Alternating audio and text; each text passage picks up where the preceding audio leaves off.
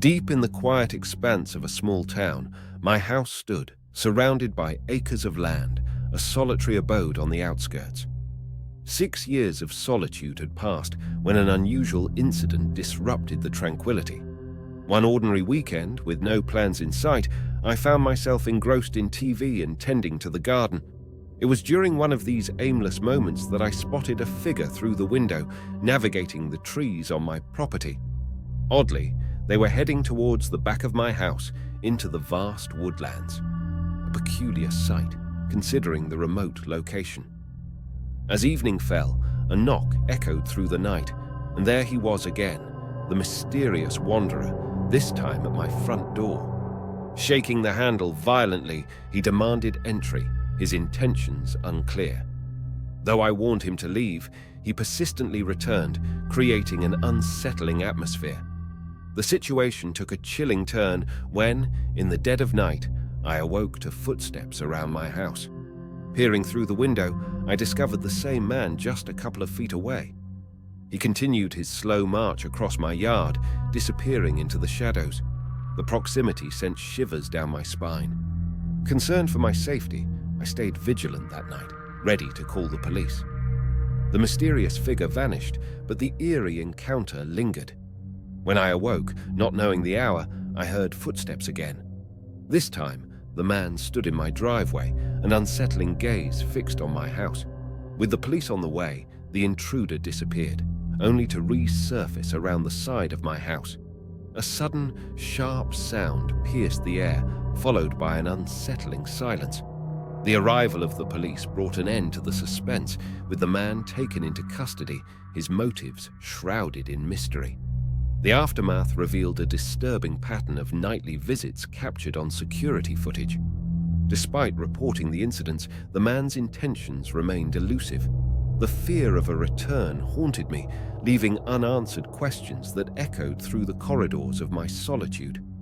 As life moved forward, the memory of that night lingered, a tale of a mysterious intruder whose purpose in the shadows remains a haunting enigma.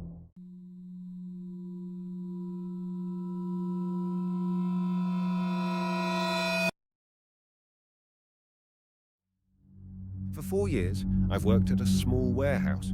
It's not huge like others. It's owned by a tech company. Me and my co-worker, Seth, do the night shifts, taking turns alone. My job is paperwork, counting stuff, and confirming shipments. It's usually a one-person job. One night, while doing paperwork, I heard a knock. A man was at the front, trying to look inside. I told him to leave, but he yelled and shook the door. I thought he was a drunk guy. The next night, he was back, yelling at the entrance.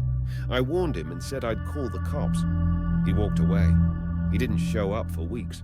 But one night, on the forklift, I heard a thud from the back. I checked. Everything seemed fine. But I felt weird about the back door. It wasn't glass, so I couldn't see. It was locked, but I felt uneasy. I wanted to open it, but knew better. Later, I heard that same sound. I checked again. All was fine. But the back door gave me a strange feeling. I had an idea. I checked the security camera. I saw the man at the back door, listening. I called the cops, but he left as soon as I hung up. We checked 2 weeks of footage. After I told him to leave, he came every night, leaning on the back door. It was creepy. Cops watched for weeks, but he never came back. I don't know what he wanted, but I worry he might return. The mystery of that guy and his nightly visits lingers, making me uneasy about what might happen next.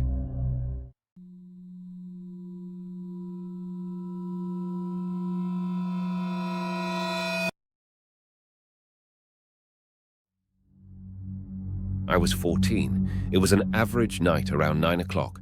Me and my little cousin are at his house. I'm babysitting for the night, while my mom and aunt are shopping, and my dad and uncle are at the movie theater. So we're sitting there, and I was feeling really strange. Something was wrong, but I couldn't put my finger on it, so I just kept watching TV with my cousin.